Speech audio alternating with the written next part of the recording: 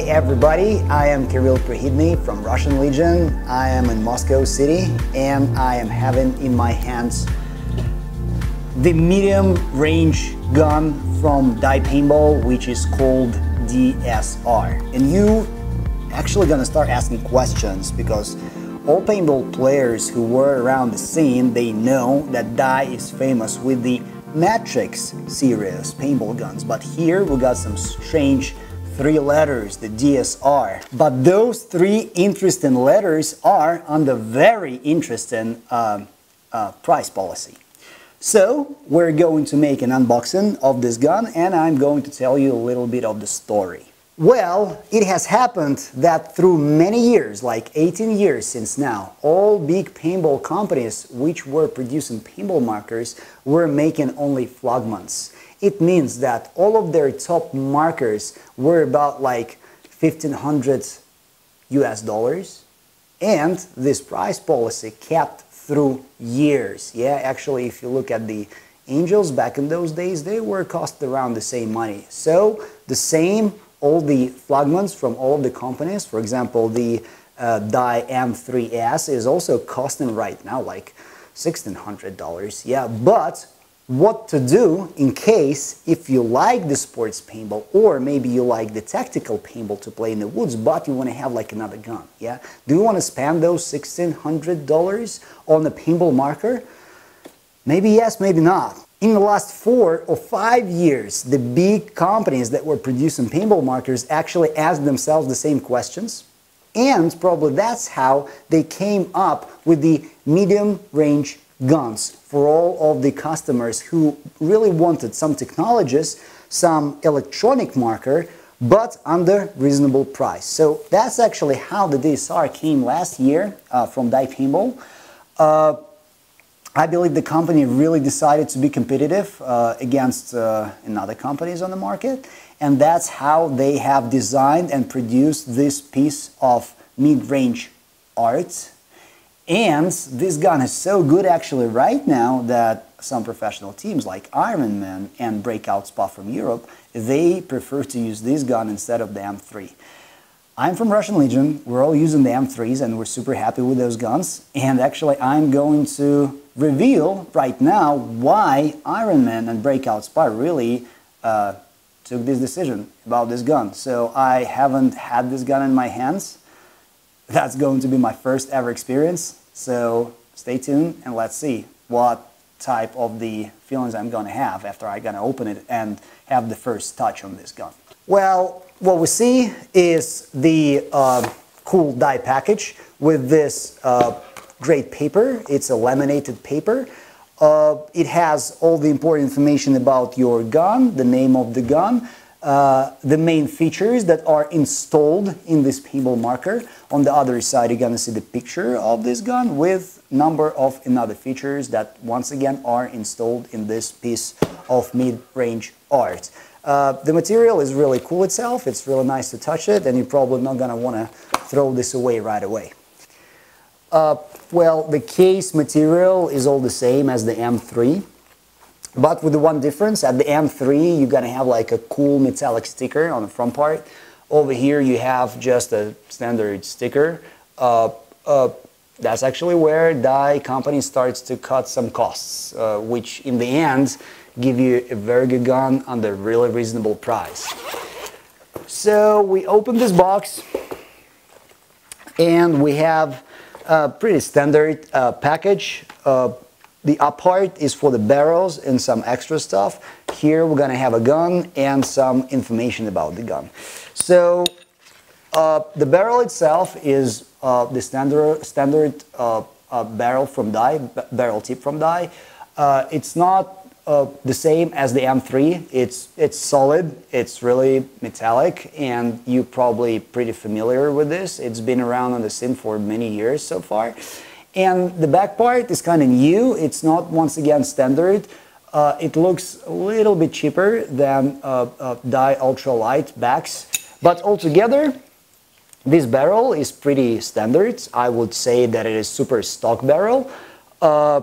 It's the same quality as all Dye barrels because I can see that there is no middle part where these two parts are connected. It's just one piece going straight with some glass action, with the shiny inner walls over there. And pretty much in the end, it's pretty simple barrel, yeah, nothing special. And that's actually the second part where die cut some costs in your favor. Third part is the standard key set. It's not a multi-tool as the M3 owners are going to have. You can get such kind of keys like in any store for like, I don't know, maximum 10 bucks, yeah? But anyways, Dye decided to put this feature for you and cut a little bit more dollars. There's a barrel plug, once again, super simple, even without any sticker. Another cost, but in the end you have very critical and very important products in the set of your gun for this amount of money. You have certificates, yeah, with the number of your gun and with the name of the gun. We are going to open a Tequila Sunrise gun color. It even tastes really good, yeah, when you hear this name. You imagine yourself under the palm with a very good drink, yeah? Let's see a little bit later how gun is looking itself. Here we have a pretty good laminated shortcut about the key features of your gun. It's really helpful because once again you're not gonna throw it away, you're gonna put it on your desktop, and when you're gonna have some questions like how I supposed to turn on the velocity on my gun, easy over here. And we have the first pretty interesting case about the DSR. The difference is that the front grip actually is only for the battery.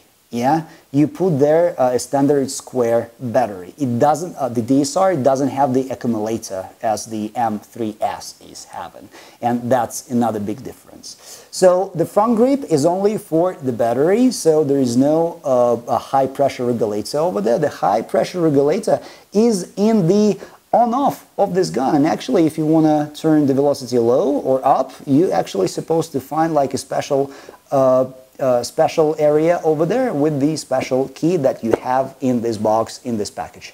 The ASA on-off is actually pretty standard for M2 and M3, so DSR is having this technology because it's a really good technology. It works perfect. And it shows, the shortcut shows the key features of the board, of the screen, which is, once again, is much smaller than the M3 one. It doesn't have any colors, it's just two colors, black and white, but it's pretty informative. You're gonna see it, this screen in any type of the weather condition. And it operates, all the board is operated with the 5-way button, the same as the M3 is having. Here you're gonna know how to get your bolt drive really quick from your gun and put it back. Yeah, it's pretty simple, but if you're not familiar with the guns, the shortcut is going to help you a lot. And you're gonna see your bolt drive, yeah, with all the O-rings and the placing of those O-rings in case if you gonna need some time to change them yourself. It's super helpful. It's super great. Thank you, Dye, for doing that. Don't throw this part away because it's gonna save lots of your time. And it's gonna save your money of going to different techs in case if you don't know what's happening to your gun. It's extra parts. These are parts kit. It's pretty solid. Many O-rings over here, some extra ball detents, and many different metallic screws in case if you lose them. For example, you're gonna start taking your gun apart. We're gonna have a special dye lube. It's enough for more than just a year in case if you're playing just the weekends. We have the USB adapter.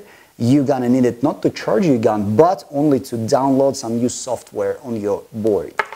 And we finally have the Dye Paintball DSR Tequila Sunrise marker.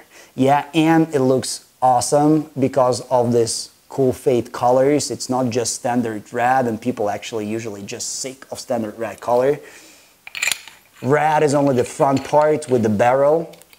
and the back of the gun is nice and orange, pretty unusual, but everything is really bright, and in the end you have like a three-colored gun. It's red, orange, and black parts on it. All together looks very eclectic, everything looks finished, and when you look at this gun, you see the cool features, the signature features of the matrix guns. Yeah, look at this part, it's pretty famous. Everybody who saw some matrices is gonna know what I'm talking about.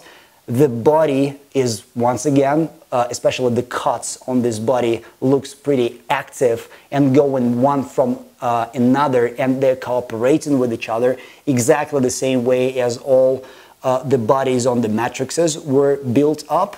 And look at the front grip that is integrated into the body of the gun, and it's not just itself over there. The lines of this grip are cooperated by the milling on this gun. The feed neck, it's really nice shape. It has a really nice shape.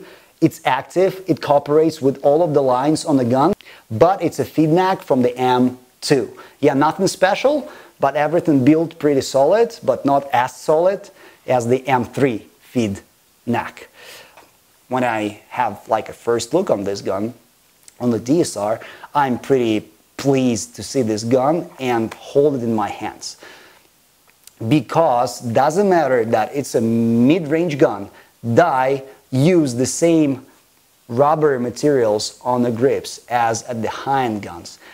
The DSR's got only black colors on them, yeah, M3s are having all other colors, but still the quality is super cool.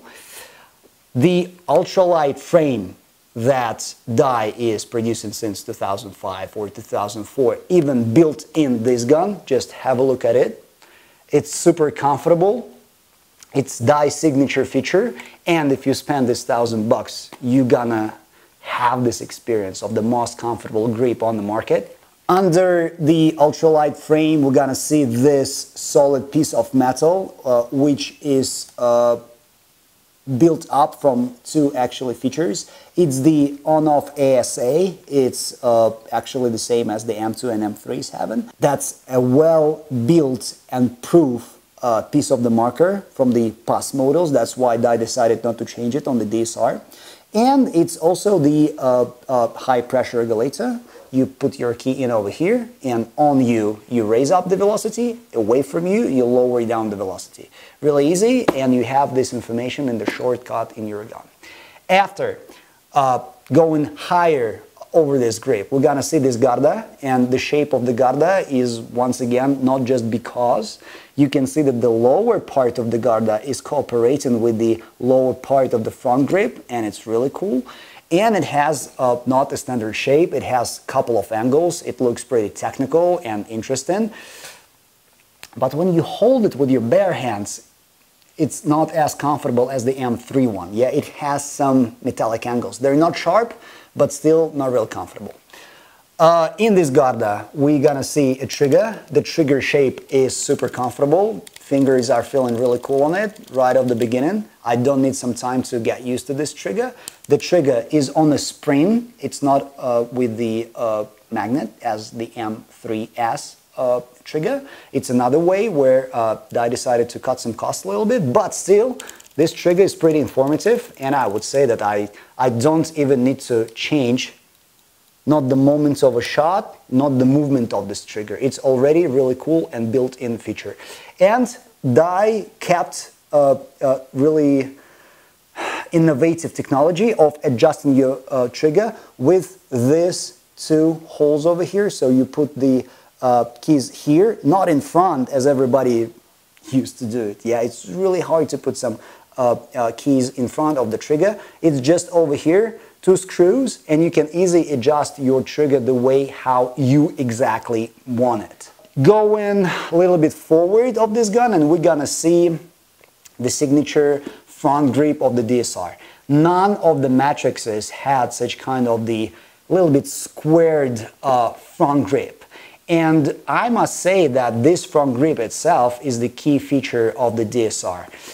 Because when people are going to be talking about the DSR, they're going to be actually talking about this front grip. Because when I look at it, I think, come on, why it's not rounded? Yeah, because I'm getting used to the rounded shape of the grips, as for example at the Matrix or the M3S right now. But I put my hands on this grip and I realized, like, wow, it's really cool and nice built feature, which is actually the same comfortable as the ultralight frame with rubber all around it. Here, rubber is once again all around it, and it goes even a little bit higher to the body of the gun. This front grip, instead of a standard slick rubber, has two areas with a sticky grip effect that actually Dye is having on their guns. When you look closer to the gun, you're gonna realize what I'm saying, because rubber in these areas is not slick. It's kind of have like a small elements coming on top. So when you put your hands either this way or this way on the gun, they're never gonna slip. Doesn't matter how bad your hands are in a paint. So all the same part is on the back part of the back grip. And it also gives like an extra control on your gun. And I must say that I wouldn't expect such kind of the comfortable features on the gun that is from the mid-range area. You remember that I said that in the front grip you got a battery. You really got it. But it's almost a two-less operation to take the whole grip off and get the access to the battery. You have a lock over here. You have a standard coin. You unlock the lock and you unlock the lock and take the grip off. Super easy. And we already put the battery in. This battery goes in the package. It's already wrapped with a plastic to avoid the metallic contacts of the battery touching other metal. So when you got this battery, when you spend your money on this gun, the battery is going to be fresh and newly charged. So you doesn't need to get yourself immediately another battery. And when the battery is in there, you can push the button and communicate with the gun through the help of this really nice monitor out there. With such kind of the screen, die cut a little bit costs, and that's how you in the end can receive this gun under the very reasonable price in the mid-range sector. We turn on the gun. The sound is really loud and you can hear it easily, and the very cool feature of this gun that you push the button and the gun turned on immediately. So, for example, you off the field and you need to go really quick on the field, you don't have time. You run over there, you have the starting gates, you push the button, and that's it. The gun is ready to shoot. Really good. To turn it off, it's not so much time too. It's really quick. So, getting on the field, getting off the field, you can easily turn it on and turn it off. Right now we need to go to the bolt drive. That is actually the main part of this gun, because as you can realize, all the cool features from all previous models are installed here, but kinda the features from the past times. Yeah, the only cool feature which is new so far is that part and the new screen over here, because remember that only the M2 started to have a screen. Before that, all other Dye guns got just a standard blinky flashlight that was changing colors, and you were supposed to understand what are you adjusting. It was super hard and impossible, believe me. Right now, even the mid-range gun is having a screen, and it's super comfortable to make the adjustments of your gun really quick yourself without any help. The lock is very unusual. I have never seen anything like that before. Maybe I remember the Picadol gun that was produced in Sweden back in 2000, maybe 4, maybe 5, maybe 6. I don't remember exactly. Only Ignition guys were playing with it. But I remember something like that. So we put our fingers this way and easily taking out this beauty. We can see that all the materials and all the parts are solidly made of a really good metal over here, with custom anodizing from Dye. The inner parts are blue, the outer parts are gunmetal.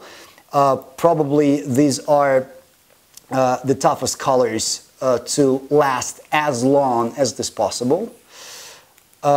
Taking apart this drive is super easy. I'm actually doing it for the first time, but with my knowledge of the guns, I have done it really easy without any questions or troubles. And what we can see, that the bolt itself, it's longer than the M3, and it has like 4 O-rings on it instead of only 1 O-ring on the M3. Then we have this type of the piece that goes inside of the bolt drive. It has the O-ring on it, and the back part on which the back part of the bolt is coming is also having a spring, an O-ring over here and a bumper in the very end. And the whole bolt drive is also having a spring inside. That's probably why this gun shoots so soft, because we have a spring that catches the bolt, and we have the bumper that catches the bolt in the very last movement. That's why when you shoot with this gun, you actually realize what for you have given that money. Yeah. But in the end, there is another O-ring in front part of the outer piece of the whole bolt drive. As one said, it looks pretty different from the M3, yeah, and from the M2 actually too. But all at the same time, that was the main product around which the DSR was built. So all the features on this DSR gun are well used and well tested, the best parts from all previous guns of the die, but the front grip is different.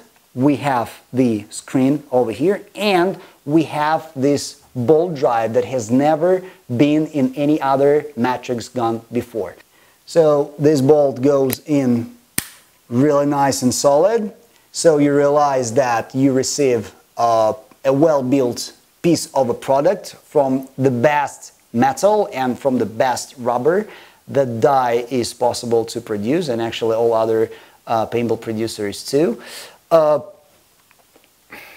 In the end, in the conclusion, what I want to say, that it's not a Matrix, but no doubt that this is the gun from Die Paintball, and you can see it right off the beginning when you take it off from your box with the first look on those signature shapes.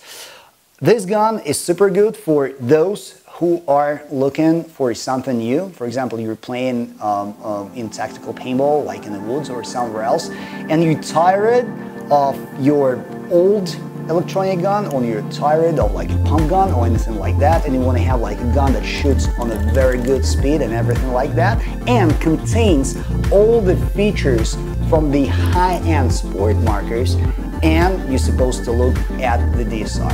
Because in the woods, it's gonna be a killer for you, and then later when you wanna go out to the sports field, no one gonna blame you and tell you like, hey, come on, what a piece of crap you have it. Everybody gonna be saying, wow man, you're a smart guy. You spent just that $1,000, and right now, you don't need to spend another $1,000 or anything like that to get yourself like a normal sports gun. Why I'm saying this? Because all of the competitors of this gun are not looking as the high-end sports gun. This one is well built in all directions and in all angles as a really solid sports gun that will be really comfortable for the grown-up man, for a kid, and for a woman, no doubt. Yeah, because the front grip is really comfortable for everyone, the size is comfortable for everyone, the distance in between grips is once again really cool and comfortable for everyone. So this gun's supposed to be a bestseller. So guys, stay tuned, look at the shooting tests that I'm gonna make with this gun and make the right and really smart decision. This gun costs what Die Paintball is actually asking for, and this price is really, really good.